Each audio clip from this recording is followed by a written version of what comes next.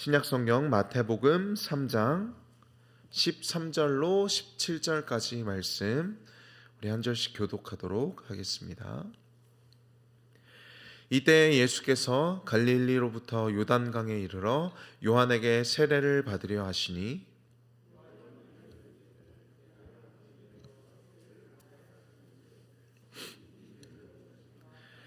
예수께서 대답하여 이르시되 이제 허락하라. 우리가 이와 같이 하여 모든 의를 이루는 것이 합당하니라 하시니 이에 요한이 허락하는지라.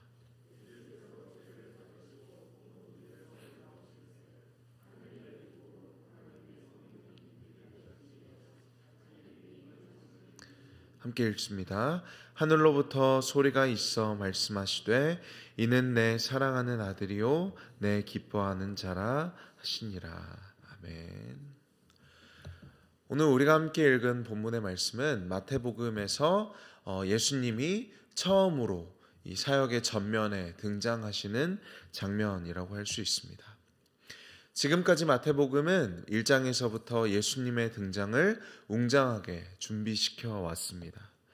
1장에서는 무려 아브라함으로부터 시작되는 족보, 그리고 다윗 왕과 이스라엘의 훌륭한 왕인 솔로몬, 그리고 수많은 이스라엘의 쟁쟁한 왕들을 거쳐서 요셉에 이르기까지 메시아로 오실 예수가 얼마나 위대하신 분이시며 또 언약 가운데 우리를 찾아오신 분이심을 설명하기 위하여 마태복음은 족보로 시작하고 있죠.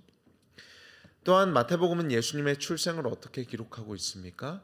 주의 사자가 현몽하여서 요셉과 마리아에게 하나님의 메시아가 이 마리아를 통해서 이 땅에 태어나게 될 것임을 위대한 그 예언을 전했습니다. 또한 그분의 출생 이후에 동방박사들이 별을 보고 메시아를 경배하러 왔죠. 메시아의 탄생을 알리는 별이 떴고 동방박사들은 황금과 유향과 모략으로 예수님에게 절하며 경배해 드렸습니다. 또 이 소식을 들은 왕과 대제사장과 모든 서기관들이 모여서 소동하였습니다. 이 메시아로 인해 엄청난 권력 다툼이 마태복음에서 일어나기 시작했죠. 헤롯이 예수를 찾고자 하여 베들레헴과 그 지경에 이르는 모든 지역에서 2살 아래의 모든 아이들을 사내 아이를 다 죽이게 됩니다. 그러니까 마태복음이 얼마나 장엄하게 예수님의 등장을 준비시켜 왔는지를 우리가 볼 수 있습니다. 이뿐이 아니라 우리가 오늘 함께 읽은 마태복음 3장 이 앞부분에 보면 세례 요한이 등장하고 있죠. 그는 선지자 이사야가 예언한 바 광야에 외치는 자의 소리, 그리고 주의 오실 길을 예비하는 자입니다. 그가 3장에서 무엇이라고 외쳤죠? 3장 2절을 보시면 회개하라 천국이 가까이 왔느니라. 세례 요한은 오실 메시아의 때, 그러니까 하나님의 나라가 가까이 왔음을 선포하면서 회개하라고 선포하고 있습니다. 또 메시아의 사역을 어떻게 설명하고 있냐면 10절 말씀을 볼까요? 이미 도끼가 나무 뿌리에 놓였으니 좋은 열매를 맺지 않는 나무를 찍어 불에 던질 것이다. 이 오실 메시아, 나의 뒤에 오실 메시아는 도끼를 나무 뿌리에 놓고 좋은 열매를 맺지 않는 나쁜 나무는 찍어서 없애버리시는 분이시다라고 메시아의 사역을 세례 요한이 설명하고 있죠. 그리고 11절 우리가 잘 아는 말씀입니다. 나는 너희로 회개하게 하기 위하여 물로 세례를 베푸지만 내 뒤에 오시는 이는 능력이 많으셔서 그의 신을 들기도 감당하지 못하겠노라. 그는 성령과 불로 너희에게 세례를 베푸실 것이다 라고 우리 예수님의 사역을 설명합니다. 이어서 12절에 보시면 그분은 손에 키를 들고 자기의 타작마당을 정하게 하기 위하여 알곡은 곡간에 들이시고 쭉정이는 꺼지지 않는 불에 태우시는 분이시다 라고 우리 메시아의 사역을 설명하고 있죠. 그리고 여기까지가 마태복음의 기자가 예수님의 등장을 예고하는 장면들입니다. 아브라함과 다윗의 족보를 통해 오시는 메시아, 주의 사자가 현몽하여 그의 출생을 예고하였고 동방박사들이 와서 경배하였죠. 그의 탄생으로 말미암아 엄청난 권력 다툼이 일어나 수많은 사내 아이들이 죽게 되었습니다. 세례 요한이라 하는 자는 오실 그분이 회개하지 않는 이 백성들을 도끼로 찍어버리실 것이라고 예언하였고, 불과 성령으로 세례를 베푸시며 그분의 타작마당을 정결하게 하기 위하여 쭉정이는 꺼지지 않는 불에 던져버리실 분이시라고 말하고 있습니다. 마치 오케스트라가 클라이막스와 하이라이트를 향하여 연주하듯이 점점 고조되고 점점 강렬하게 연주되듯이 마태복음은 예수님의 등장을 의미심장하게 준비하고 있는 것이죠.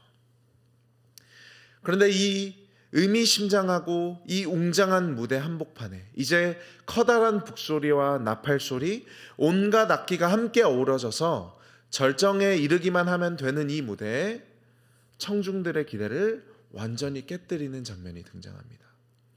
그것이 무엇이냐면 바로 오늘의 본문입니다.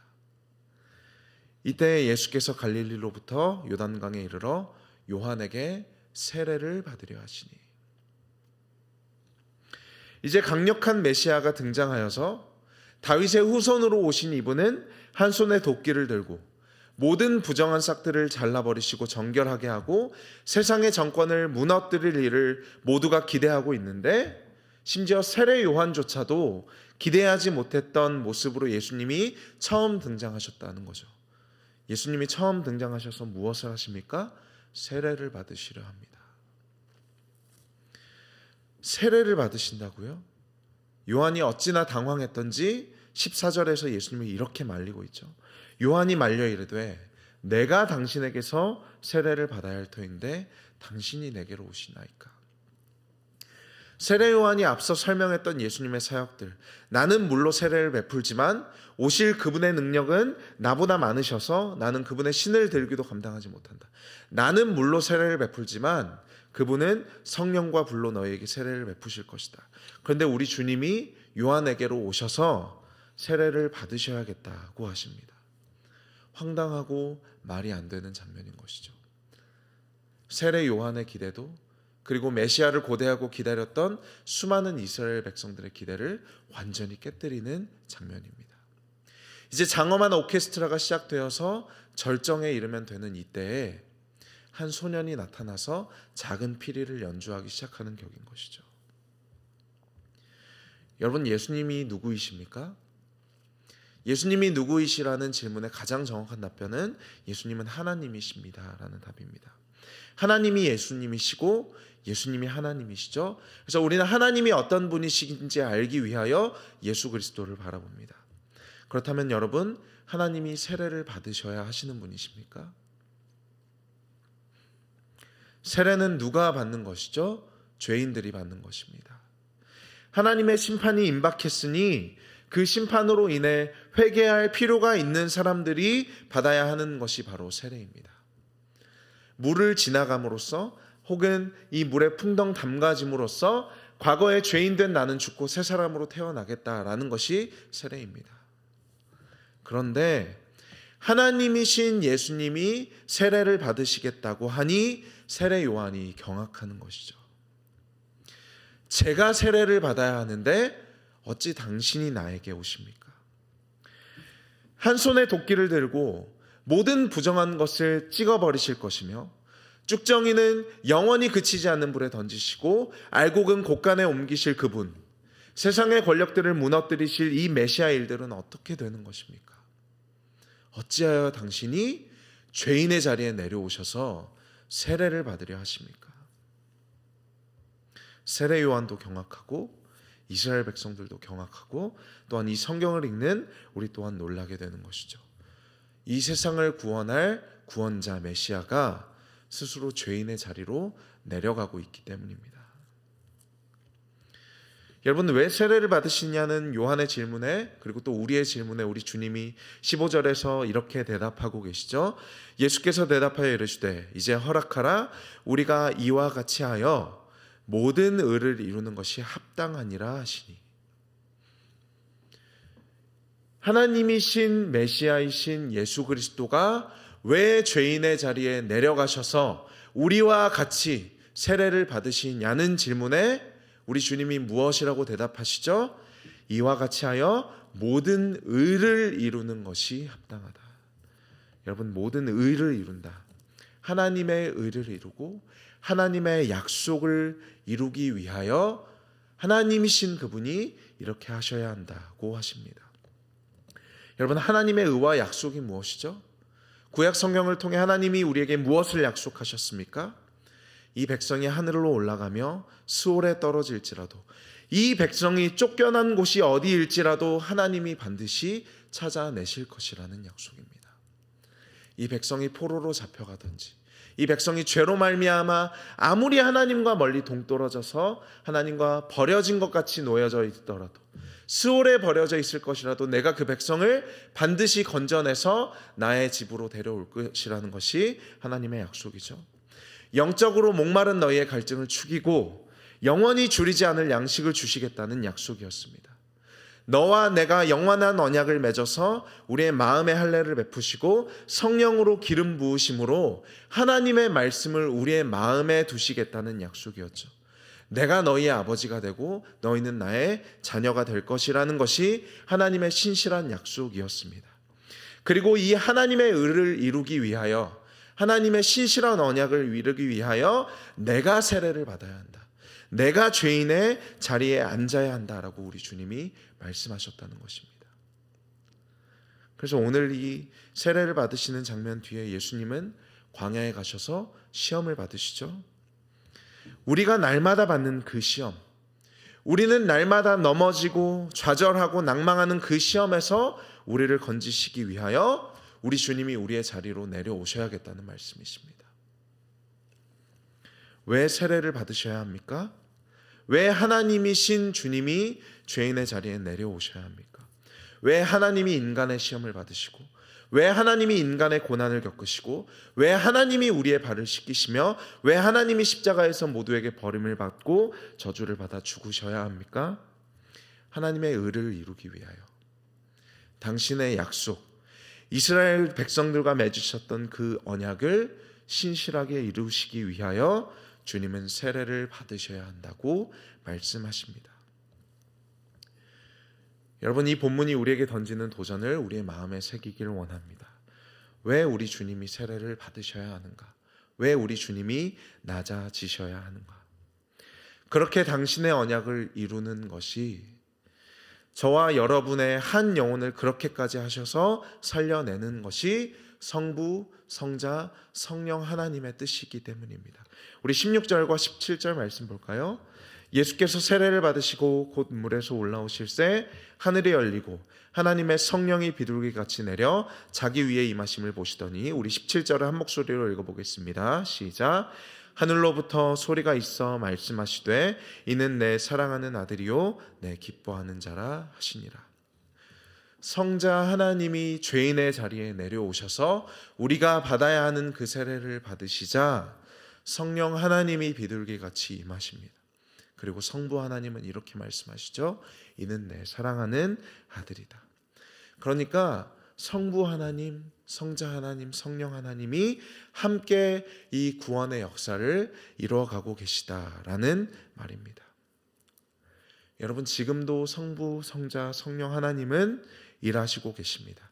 하나님의 언약, 즉 이 백성을 하늘에서도 스올에서도 건져내시겠다는 그 약속을 이루시기 위하여, 우리의 영혼 안에 그 깊은 갈증을 채우시기 위하여 내가 너희의 아버지가 되고 너희는 나의 자녀로 삼겠다는 그 신실한 약속을 이루시기 위하여 우리 하나님은 지금도 동일하게 일하고 계십니다. 여러분, 오늘 하루 보내신 삶의 자리에서, 보내신 사명의 자리, 가정의 자리, 직장의 자리를 감당하시며 이 질문을 우리 안에 품었으면 좋겠습니다. 왜 우리 주님이 세례를 받으셔야 했는가? 왜 우리 주님이 시험을 받으셔야 했고, 왜 우리 주님이 나와 같이 고난을 겪으셨는가? 세례를 받으셔야 했던 주님처럼 우리도 부르신 삶의 자리에서 낮아지고, 또 우리도 주님과 함께 십자가에 못 박히길 바랍니다. 나의 자아와 나의 주장과 나의 생각과 뜻을 내려놓고 죄인의 자리로 내려오신 주님을 따라 한 걸음 한 걸음 주님과 동행하시는 여러분들 되시길, 그리고 그 구원의 감격을 가지고 세례를 받으셔야 했던 주님처럼 낮아져야 하는 우리의 삶의 자리에서 신실하게 주님의 사명 감당하신 여러분들 되시기를 주님의 이름으로 축복합니다. 기도하겠습니다. 하나님 감사합니다. 오늘도 우리에게 새로운 하루를 허락하시고 또한 우리에게 말씀으로 우리를 부르신 사명의 자리를 감당하게 하시고 우리를 위하여 세례를 받으시고 시험을 당하시고 고난을 받으사 우리와 함께 이 인생길 걸어가시겠다고 말씀하시는 주님의 말씀으로 우리의 영혼을 다시 한번 채우시니 감사합니다. 오늘 부르신 삶의 자리에서 사명 감당할 때 낙심하지 않게 하시고 선을 행하게 하시며 하나님의 뜻을 따라 주님과 동행할 수 있는 귀한 하루 되게 하여 주시옵소서. 예수님의 이름으로 기도드립니다. 아멘.